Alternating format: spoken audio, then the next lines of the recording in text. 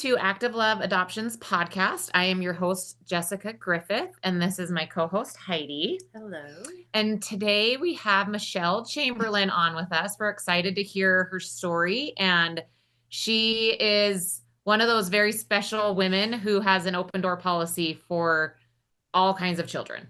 So we're looking forward to hearing how that came about and kind of her story too. So welcome, Michelle. Thank you. And why don't we just jump in and tell us about your foster care experience and then how you ended up with your forever family, and then we can kind of go from there. Yeah, the foster care, we did kinship for a while when I was very small. In a lot of compassion and understanding toward my original mother. She had really bad postpartum depression, really bad. She would not hold me or feed me, and I was starting to, have some problems from that, and ended up in kinship, bounced around from relative to relative, which is kind of hard on a developing neurosystem. Yeah. But that was kind of my life until I was about 12, when we just finally decided that this was not going to work. This was just not, nobody was making it a priority to keep me safe. Yeah. And so I finally moved in with my best friend's family, and they became my family. They fostered and adopted me, and I consider myself as much a foreman as I do, my parents' family. Being part of your best friend's family, that sounds like the dream. Oh, it was great, because we were talking the other day how I met my best friend, who became my sister. And I remember I was about 10 years old, and we were at worship, and there were this new family, and they were big people, and they were loud people. They were bohemian kind of people. And that's, as you can tell, the way that I look and dress, that's not our sort at all. We're just not, we're quiet people. And so she just walked right up to me. She said, "I'm Dinah. Who are you?" And I said, "Well, I'm Michelle. And I'm with," and I would point to whatever missionary was taking care of me that week. And she just put her arm around me and she says, "My name's Dinah, and I'm going to be your best friend." Oh, and I love that. In that moment, that was it. Introduced me to her mother, and that's how I found my family. That's amazing. Clearly, I feel God was looking out for you. Yeah, that's exactly how I felt about it, is that I was where I was supposed to be. Yeah. I landed in a really good place. I mean, we are loud and we are dysfunctional, and we have every problem that Those are the best kind of families, though. Those are the ones that you have good stories about. At least we're fun. Yeah, exactly. We were a lot of fun, because there was always 100 things going on. There were like 8, 9, 10. You never knew how many kids. It was just this herd of children, and my adoptive parents, my spirit parents, and then you just never knew. An abused wife or something as part of it. Was spending the night or something. It was a little chaotic, but a lot of fun. And yeah, I mean. And that's kind of maybe the whole thing that God was teaching me, is that life is messy, and it's dysfunctional, and that's life. That's just how it is. And if you want a perfect, neat, and tidy life, you're going to have a rough time. Yeah. And if I think when I talk to adoptive parents and they talk to me about my experience, the one thing I want them to understand is you don't have to be the most healthy, perfect family. I mean, there's a basic standard there of safety. Yeah. But hey, we're all from a dysfunctional family when you look at it. I mean, the original family had its own dysfunction. So how many millenniums down the road, here we are, we're dysfunctional. And that's okay. Oh, yeah, totally okay. How You many know, how many biological children did they have and how many did they end up adopting?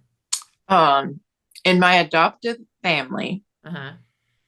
there were five that Okay. belonged that were genetically related to both parents.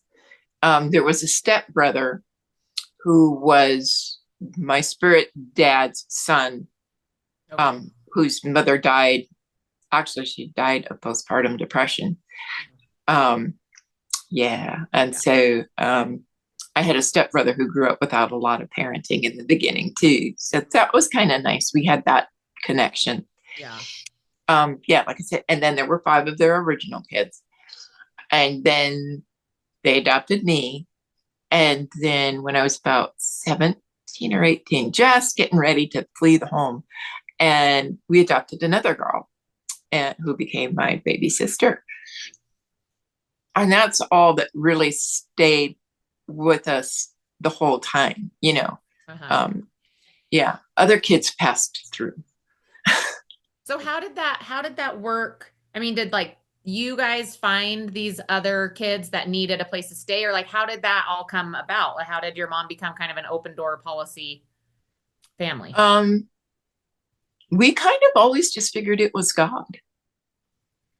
God would send us these people.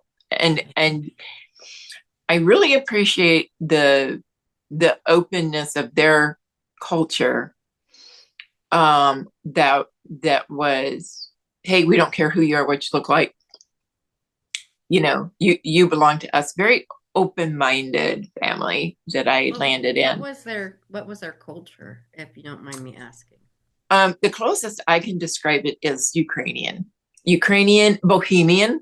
Very, like, if you understand now what they mean by Bohemian is exactly Russian Ukrainian, but dad spoke Ukrainian. Okay. Yeah, How did they and end up in the States? um, they came here. Stepdad had been here for his parents came over on some sort of boat or something, Oh, okay. and settled in South Dakota. Oh. Yeah, so it was. I Trying not always to say sound that. like, oh, okay. No, I always say that they found some place that reminded them of home. Oh, of Ukraine. Okay. Yeah, such I as mean, it that was. makes South Dakota. I've never been Nobody there. goes to South Dakota. Okay. No, but Although no, actually, not that part. Not aren't that part. You there? go to the Black Hills and you see Mount Rushmore. Yeah. Oh, Oh no, And I have been there then. Yeah, no, yeah. No, I've been South there. Dakota has all the That's history pretty. and Yeah, I've been all to that stuff. North Dakota has nothing. That's it. North Dakota. Yeah, Dakota has nothing, and nobody wants to go there. yeah, I've done missionary work in North Dakota. And it wasn't very. Well, she's rolling her eyes. Yeah, exactly. How many people live in North Dakota? 10? Yes, yes. And they're all on the res. Oh, okay. Yeah, Okay. yeah. So missionary work, what would you do when you go out there? Like how would that work? And would you go alone or would you have your kids come No, with you? no. My mom, my spirit mom, very clever lady. I am half Native American by Oh, birth. Okay. My original mother was Native American, Okay. and my father was Viking German. oh, okay. So I did have that connection, and I think this is kind of important for kids who you adopt a kid from another culture. You never know how do you expose them to that culture and still value that culture when everybody else is different. Yeah. And I think growing up in South Dakota really helped because I was around those You were people every around day. that culture. Yeah. Yeah. Right. It Yeah. was just, my sister said, she said, well, okay, you stood out in family pictures and you were kind of brown. She said, but I never thought of you as anything other than my sister. And having those two ideas has really helped me because I can be both.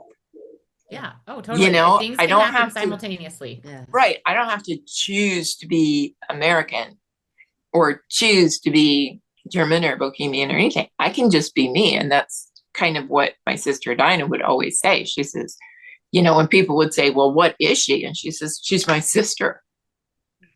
And they're like, no, but what is she? You know? Yeah. And I just remember everybody would say, other than that, she's Michelle. She's my sister, Yes. you know. And one of the things that my parents allowed to do, I always say that this is kind of good that nobody loved me too much. I got to go on all sorts of adventures, just Nobody to loved get her too me, much. you know, out of the house. Yeah.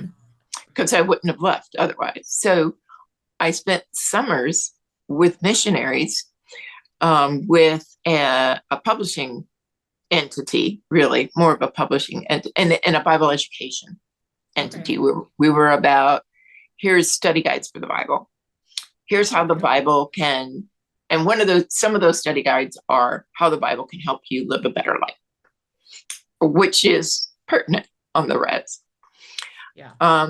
So I kept that connection with that part of my spirituality and that part of my culture. And I really enjoyed that. I had good sets of missionaries. They were not, when you're Native and you say got to spend a lot of time with the missionaries, they're like, oh, you poor soul. But I always had really great missionaries. They were like awesome people and taught me so much about the spiritual condition of humanity. Yeah. And how, yeah, just how God loves all of us. Yeah. You know, and he doesn't make any distinctions. And I really appreciated that. And I got to learn a lot about Lakota culture that way too. So that, as my sister said, well, you know, you're kind of Native, but you're also, you know, German and Ukrainian. Yeah. Yeah. Ukrainian by association. Adoption. Right. Mm-hmm. Right. And being raised in that family, Yeah. so then you take on some of those traits. You would. I imagine. I mean, I only have my own experience. Of course, I have the experience of the children that we've taken in too. Is like, well, this is what we have to offer.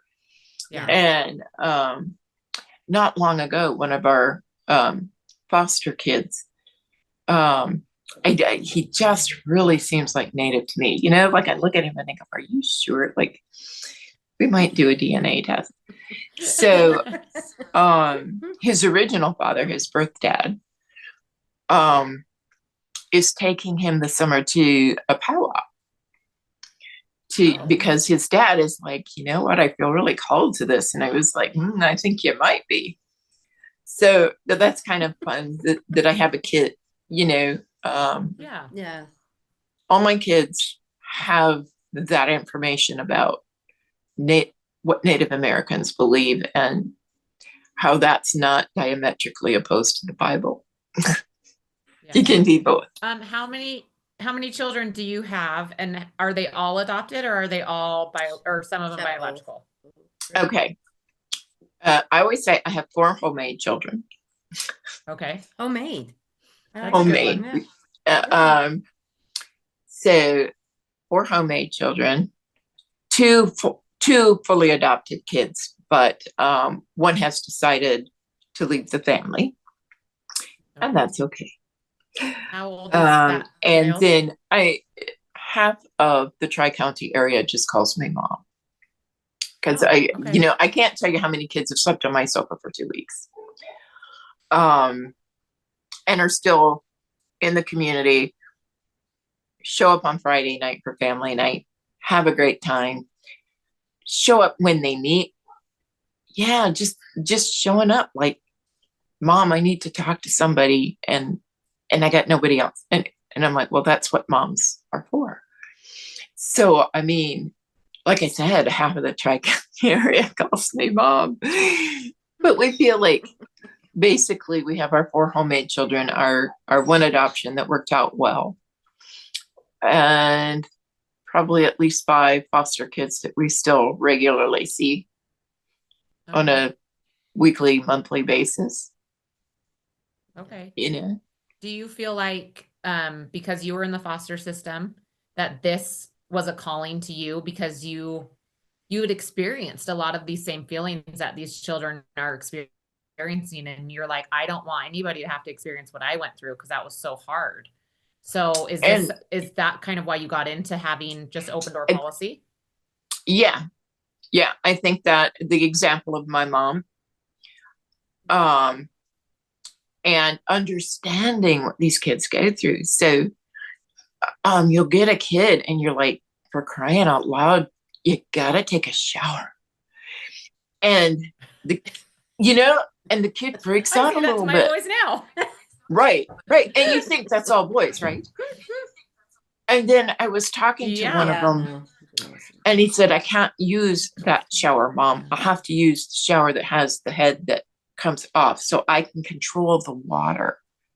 And I was like, I get Oh. it. Makes sense. And it is unfortunate that that happened to me. It is unfortunate that I experienced that drowning feeling. But at least I understand this kid, and I'm like, Yeah. hey, whatever you that- need, Yeah. and I think had he told someone else, they would have just freaked out, Yeah. but coming from a background where either I've been through it or I know somebody else really close to me has, and I understand. And then, you just work with it from there. And I think that's one of the, I don't know, like my friend said, calls it unfortunate gifts of Any coming gift is out. not unfortunate. I would have rather have not experienced the things that I did that got of me into course. foster care. Of course. I do. I mean, I still have physical scars, and but I think at least if I can take that and say, okay, kid, I understand where you're coming from. I've been there too. Don't think that you're any less of a person because this happened to you. Don't let anybody make you feel bad about where you came from and what you've been through. We're survivors. You are. And that means you guys are some of the strongest people too, because you are survivors. I would have And really, I think that, to be perfectly honest, because I do hear that a lot. And I know I'm a strong person, and my strength comes from God. And that's the only place I can put that. But I would have rather had an easier life. I mean, I'm just going to be honest. I would rather have not gone through that. Who would I have been if that hadn't happened? And maybe that would have made me a more selfish, not quite so empathetic person. We don't know that. But I think sometimes it would have been nice to have had the safety to be weak. yes. In some cases. I agree. I definitely had that in my spirit family. Well, that's good. The permission to be weak, and the permission, to have all of those feelings about all the stuff that did happen before I was rescued. I always say I was rescued. Did you ever get any counseling like after you were with your forever family, just to kind of work through all of that? Because I know that some of it could be generational trauma. Obviously, you've experienced. There was a lot of that. Yeah. So, Yeah. has that helped you heal over the course of your life and see in a different perspective? Yes, absolutely. I had the opportunity to study psychology for free. And I was always interested in psychology because why did my original mother do those things? Why, I kind of wanted to know why people do what they do. And yeah, I have a spiritual answer, but I wanted more than that. And so I was lucky enough to get a basic education in psychology and developmental psychology. And I still keep learning new things and taking more classes. And that really helps to just understand what I'm feeling and what they were feeling and what other people feel. And I feel like I have a spirit of empathy when it comes to understanding that. I don't just understand the science of it. I understand the suffering of it. I understand, all the aspects of it. And that has been a great help. It's really helped me come to compassion, especially for my original mother. A lot of compassion for her because she was losing her mind. And there have been times when I kind of felt that way myself. And I'm like, is this what permanent insanity feels like? That's awful. So, I mean, just understanding why people do the things they do has helped me develop the grace that I need to forgive and be compassionate and to say, my life was my life. God was always there. God always protected me. I'm alive because of the hand of God. I know that. I would not have lived much longer if my sister Dinah had not just scooped me up and said, "You're mine now." An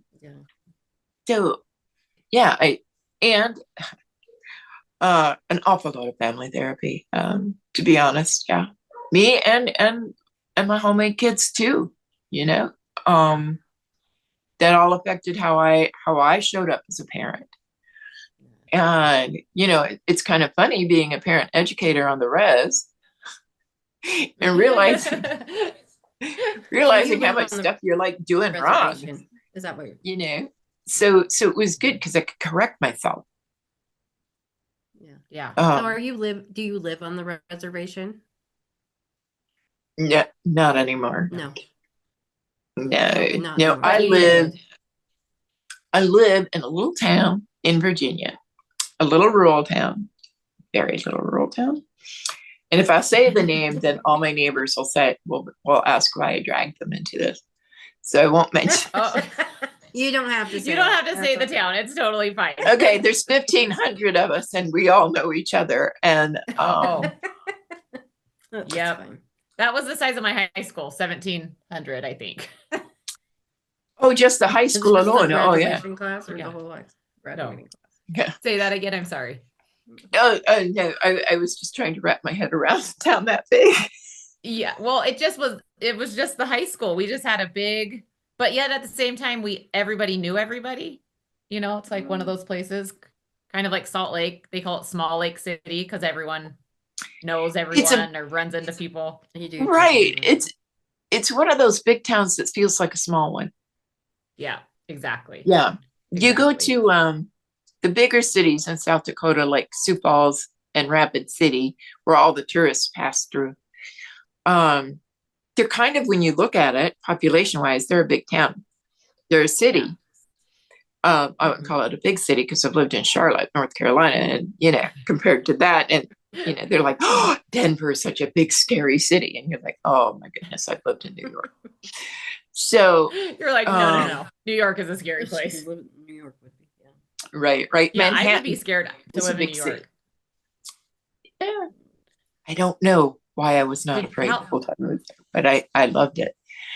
So yeah, now I live in I think you had a lot of trauma that kind of maybe prepared you for New York, and you're like, look, what I've been through was scary. So and so like nothing here can scare me because I've probably been through worse. Yeah. And we kind of there's a situation developing in my life that's bringing up a lot of healed trauma, but still touching on the PTSD a little bit. And I am now having to accept and face the fact that I'm really into situational awareness and reading the moods of other people. And I have to watch everything that's going on. Now, part of that is, as a Native American, we were hunters. We had to notice everything. And I know I do that in nature. I just did not know that I did that in restaurants. And You always have to have the exit planned.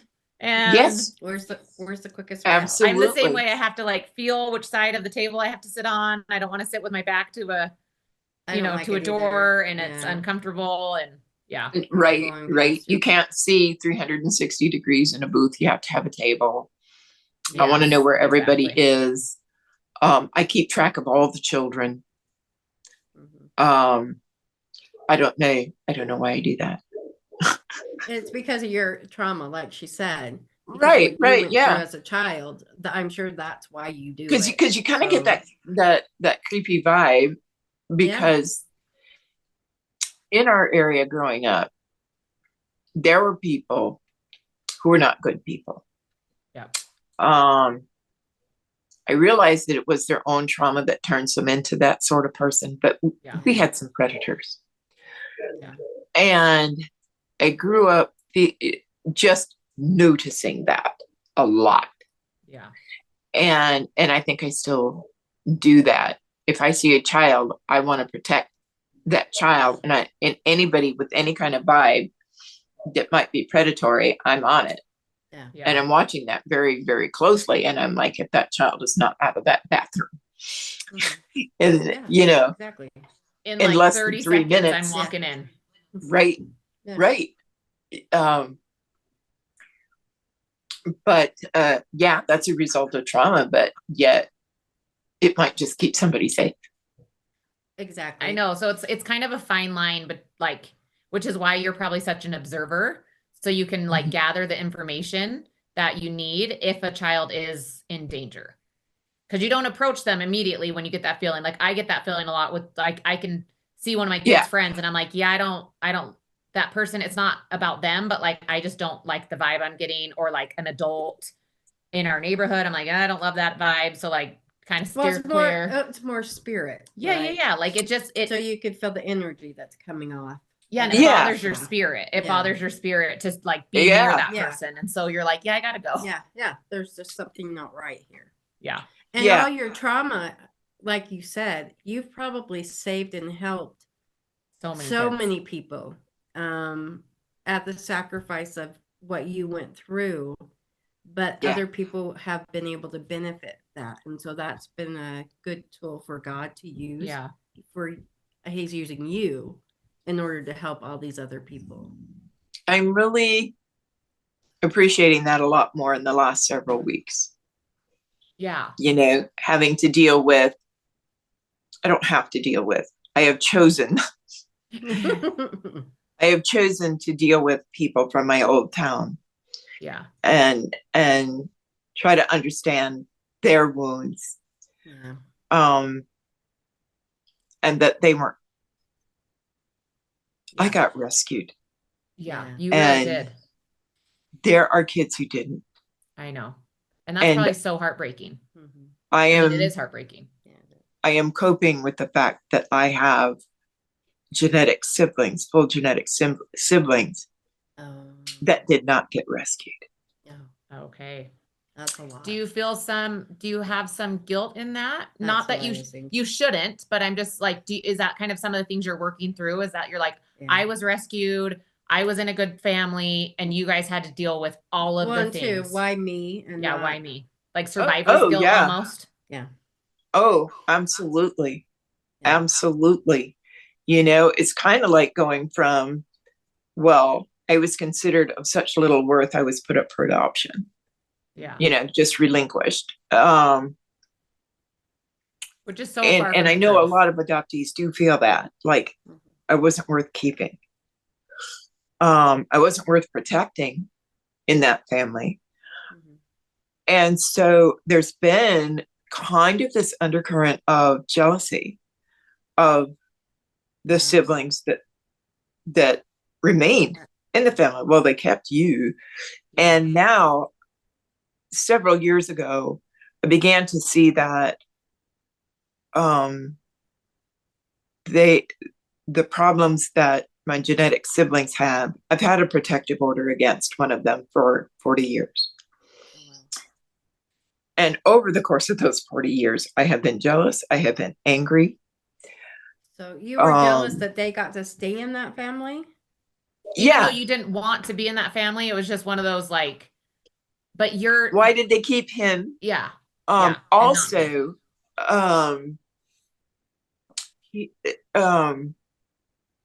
the boys in that family were very physically abusive.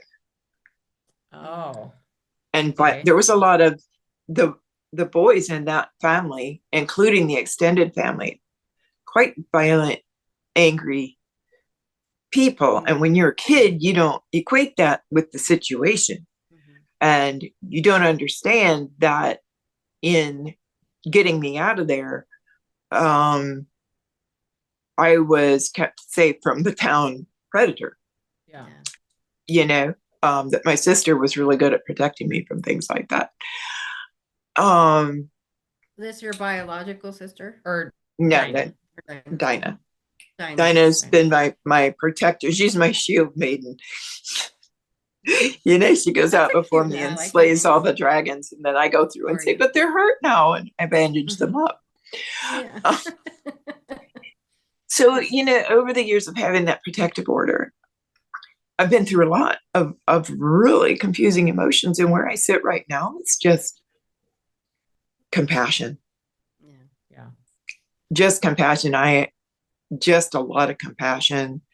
I think talking things through with Dinah in the last 2 or 3 years, Dinah and I have gotten really close, and just talking over like, didn't that strike you as odd? Yeah. Yeah. You know, that the scoutmaster didn't wear a shirt around the boys. I mean, did that strike you? Oh yeah, that's super weird. Yeah, that's super weird. Yeah. You know, and it's stuff that kids picked up on that maybe parents didn't, or whatever. So really moved into, in the last few months, just a lot of understanding and compassion toward my siblings, that they repeated the cycle. Yeah. You know, well, they repeated a cycle. Sorry. No, well, okay. In this book that I'm reading about, it's called It Didn't Start With You. It talks about epigenetics. And so, have you read it? Parts of it. Okay. Yeah. Okay. So it's a good book. The part where that really stood out to me was, you know, it said, pretend like your mother or father or sibling is standing in front of you. Like, what does your body naturally want to do? You know, and if it wants to recoil, then the next part was to imagine what they went through as a child or a teenager, and it would give you the empathy that you needed for them, because there are people in my life that I was like, well, I didn't get this. This is what I needed from this person. I didn't get this. But then when I dive deeper and say, well, actually, this person didn't get that either, and it wasn't modeled to them, so they don't know how to give it to me. And then I've noticed patterns where I'm doing some of the same things to my 11-year-old. And I've got to figure out how to change that, because I don't want to keep repeating this pattern, because now I have to work through all this other stuff as a 41-year-old instead of having learned it or worked through it a lot sooner. Yeah, but you're doing it. Yes. Yes. I'm thinking 41's good, because I'm 53. Yeah. And I feel like it's a progression. Oh, it's totally like is. Never ending. It trying is to fix yourself, and then trying to repair, and telling your children. Yeah. All mine are adults now. My youngest is 24. My oldest will be 30. Oh my gosh. I know, right? And so then, and trying to repair anything that I had caused them damage, that I've repeated or passed down, being adopted, or because my 4 are adopted. I couldn't have any biologically. So, but then anything that I have done, I'm like, I repeatedly say, I'm sorry, and let's help you fix whatever damage I've caused. Because it's a learning thing, I think, even for us still as adults, trying to get over the trauma that we had. and learning and growing and putting yourself too with your kids, and to have compassion for other people, your emotions kind of have to be put aside, and we have to think of it as something different. Yeah. Than just, you hurt me. I mean, I have issues with that too. Yeah, that going forward. Yeah, that's hard. That's definitely hard to do. I and think, especially if the other people aren't willing to work through what they need to work through in order for the relationship to be repaired. Yeah. Or they don't even think they did anything. Yeah. Yeah. And you just wait for that to be ready. And sometimes it may never be ready, which is hard. Right. And so you have to be that. like, make peace with, like, if I can't count on this person, I have to make peace that it's because they don't know how to show up. Yeah. It's not about me. It's about them not being capable of sharing that part of them, or they have very unhealthy coping mechanisms and they don't want to change them.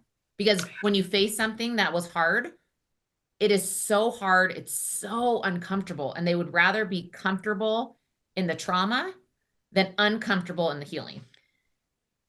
Right. That's a good way of putting it. Yeah, because nobody likes to be uncomfortable. No, not even a little bit. No. Well, I think we refer to our belief system as walking in the light and seeing the light and being in the light. Also understand that there are people who thrive in darkness. Now, is that their choice, or is that where they're stuck? No. And when I was really, on the times when I was really, really angry at my birth parents, I appreciate what my spirit mom would say. She said, honey, you're asking them to give something they don't have. Yep. They have never had it. I could ask you for $1 million. You could love me from, the bottom of your heart. But if you haven't got $1 million to give me, you haven't got it. Yeah. And, they did not get that either. And I think it's so beautiful hearing it from my spirit mom, because my spirit mom's life was awful too, as a kid. That makes sense why she had an open door policy then too. Right. Right. Absolutely. And I've learned in my biological family that there were a lot of open door women in that my original family. They weren't they weren't my parents, but they were my aunties.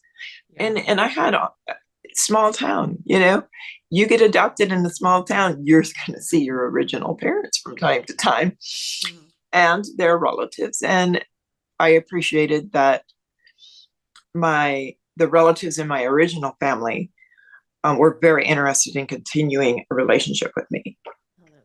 And they have been a part of my life for almost all of my life. And of course now they're all finishing their lives up. But that was something that I appreciated too. It was, I don't know why my original parents didn't have that to give, but maybe they weren't modeled that. Maybe they just, they don't know, like, you kind of don't know what you don't know.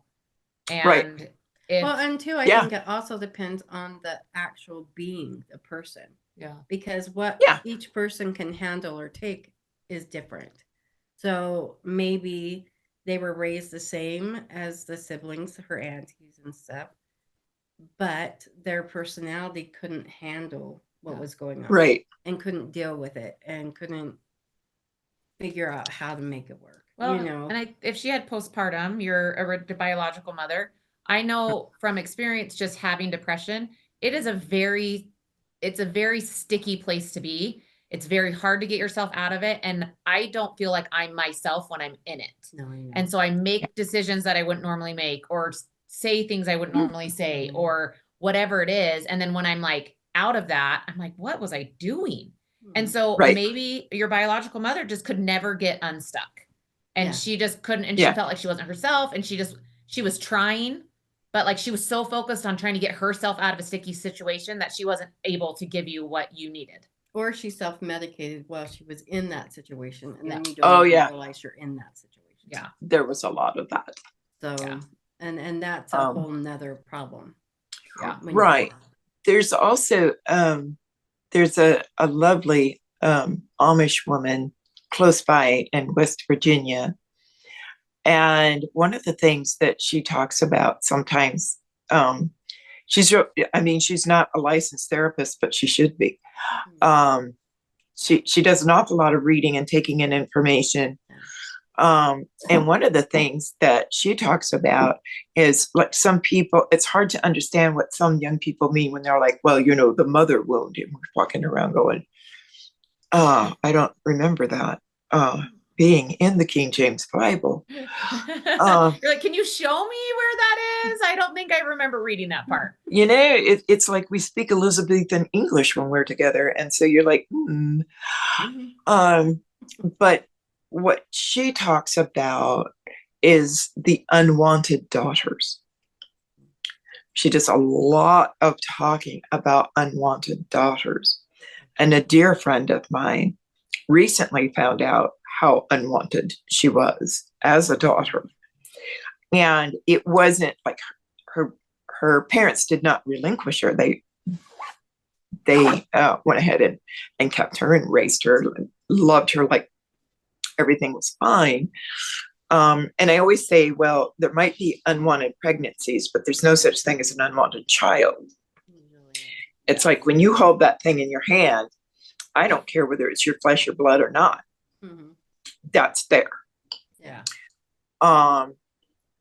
But that the hormones that the mother feels, the extra stress hormones the mother feels about being pregnant at a really bad time, or just, what I mean, more of a crisis pregnancy, or just, we've already got 4 kids, how are we going to afford 5? Yeah. Kind of thing. And then that raises your cortisol, all the stress hormones in the pregnant woman. And that affects that baby's neurological development and how the brain develops, because the brain is going, okay, we're getting ready to enter a really scary situation. I need to pattern my brain to be able to think of 5 different things at once and keep track of all of them. Yep. I need to establish a thinking pattern. My brain needs to develop to deal with crisis. So we're born dealing with crisis. We're dealing with crisis before we're even born, because that's God's way of taking care of us. That's why human race has not died out, is because he put this fail safe in our heads. And I always think of it's like a Plinko board. Oh, but there's switches and wires. And so when something happens, that little checker on the Plinko board takes a turn. You just pull a peg out, and then the whole route is different. And then, we have people with hormone imbalances that cause some forms of mental illness to manifest. And women are born feeling guilty for even existing. And when you think about being a newborn and feeling guilty about even existing, how that would affect the way you ask for things. Yep. Or the way you would not expect much from life. It's like, these people don't even want me around. I'm not going to be too much of an inconvenience. Yeah. And then you become an adult, and then you get into relationships with people who are predatory, because that's what well, that's what your brain. That's what your brain just don't feel good enough. That's self-worth. Yeah, you don't have self-worth and you don't have self-love. So you're like, I can only get this person because I'm not worth something better, or I'm not worth a healthy relationship. Yeah. And then in the midst of emotional abuse, still feeling like it's their fault. Yeah, exactly. And in the midst of psychological torture, and it's like, well, did he hit you? Well, no, but he doesn't let me eat. Well, that's not really, if he's not hitting you, and this is generally where I come in. I say, come over to my house, I'll feed you, you can stay the night, we'll get you, you stay with me for 3 days. We'll see what we can work out. But I mean, so that's kind of how I look at my birth mother and other people that I might feel disappointment in, knowing that. Yeah. It did. Yeah, absolutely. Did not start with them. Nope. I've often told some kids, I said, I get kids to come over and I say, look, I know your parents are strange. And I know like you do not understand them. So this is what we're going to do. We're going to sit down and we're going to watch some television. And we're going to see how people like that, what they've been through. So we sit down and I put on The Rifleman or Wagon Train. I don't know if you've ever seen that show, but what it is, because I never understood it as a kid. Our parents watched Wagon Train because we lived in South Dakota, and that's what South Dakota people do on Friday night. I was like, when are they gonna get there? Geez, how long are they? I mean, they've been in South Dakota. Yeah, seriously. It's like, are they ever gonna get out of Kansas? It's like a soap opera. But yeah, it is. And each season is a different trip with a different set of people, with a different set of qualities and backgrounds. And they're all kind of thrown together on this wagon train in this horrible situation. It's a terrible situation. And I don't know why anybody ever did that.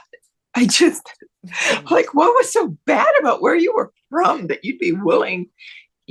I have a genetic relative that's buried on the prairies somewhere in Kansas because she died. She was a small child and she died on the wagon train, and they just buried her and moved on. And I have relatives who say, how could they ever do that? And I was like, hey, what? Well, like, but we're not living in that time, or we didn't right. experience what they But that was like a normal thing for people to do. Like, you weren't going to carry a corpse in your wagon. No. Right. And the sensitive people, yeah. And the sensitive people who would have wanted to just stay. I mean, I've lost friends and I just wanted to crawl on the grave with them. Yeah. And you can imagine a sensitive person would have snapped. Yeah. And so that's why we are, especially people in the Midwest, and people who came to the West through wagon trains and such, they're hard people. Oh yeah. So you think about 4 or 5 generations ago being raised by that kind of person. Yeah.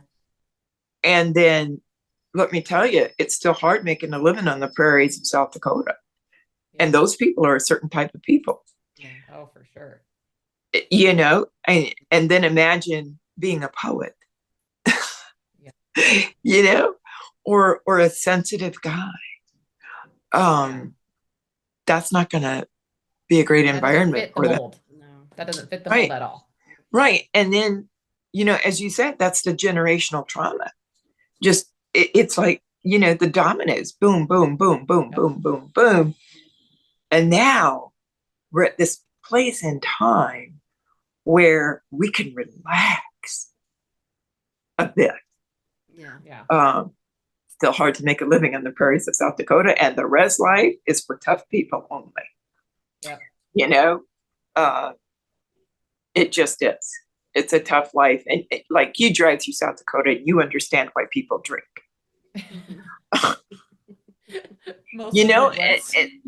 Then you get exposed to what it is like to try and eke a living over there, and 98% unemployment rate on the res. And you start to understand why people are the way they are. Yeah.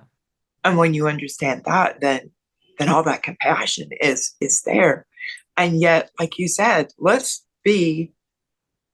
you're 2 generations down from me. I think you could be my grandkids. But you're the generation that says, we may not stop the cycle here, but we're changing the direction. Yeah. Because we can spiral downward, or we can choose to spiral up. Yeah. And we are in conditions now that are conducive for us to spiral up. Yeah. And I look at people, because like right now, I'm white privileged by association, and I've never been. That's a really tricky spot for me. Yeah. It's like my son told me, he goes, when did you know that you were affluent? And I said, I don't really know. I think it was when I could afford to walk in a dress shop. Oh, okay. I could walk in a dress shop and I could pick something out and I could pay for it and I could go home. And I could pay with it in cash because I'm still a cash only person. I've heard My that's the husband, best way to do finances anyway. So is. you were ahead of the curve. you know, but my husband grew up in affluence and credit cards. And I'm like, no, we've got money in a pickle jar in the back of the fridge. You're like, let's meet in the middle somehow. No credit cards, still cash, but maybe we'll move it somewhere a little safer than the pickle jar in the back. Right. And we do usually give away about half of our income. Oh, okay. Because that's the only way I can stand it. And I mean, I live in a beautiful house. I live in such a beautiful, perfect house where all the appliances work.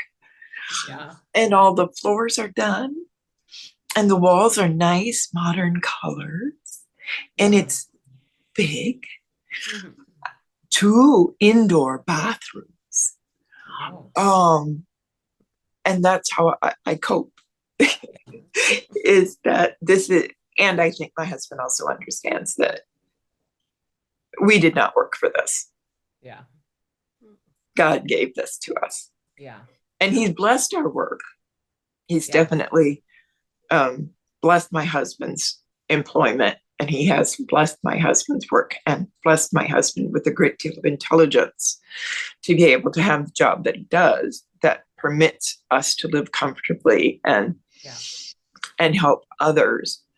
So then it's a transition coming out of the res to that. Yeah, for sure. And I think that's why a lot of people just give up and go back to the res because we're uncomfortable. Yeah. We get really uncomfortable. Not bad to be uncomfortable. Remember, that should be our motto for today. Right. Not bad to be uncomfortable. You can deal with that. Yes, exactly. Yeah. But in those situations, I mean, is it better to stay on the res or to move off? And it's a difficult decision. Yeah. Well, because it's comfortable too. To be in that. It's all you know. Well, and I think people who are in abusive relationships, they stay there because they know. Mm-hmm. You know. Mm-hmm. So I think that would be difficult. I think that's a hard choice. Yeah, for sure. To have to make. Well, Michelle, I hate to cut you off. We gotta sign off because we got another podcast after you. Okay. So it was good talking with you.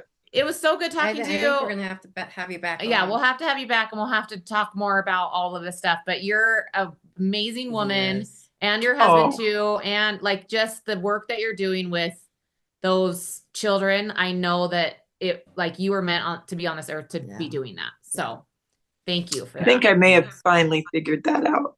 Yeah, and sometimes that takes us a long time to get to that place to figure out what God intended us to be doing here. Yeah. Right. Oh, it's good talking to you. You too. I'm just going to wrap it up while you're on still, and then we can end the call. Okay. Thank you for listening to Active Love Adoptions podcast. If you or anybody you know is thinking of adoption or needs to talk to someone, please visit our website at activeloveadoptions.com. Thank you. Right? Yeah. Okay. We'll be in touch.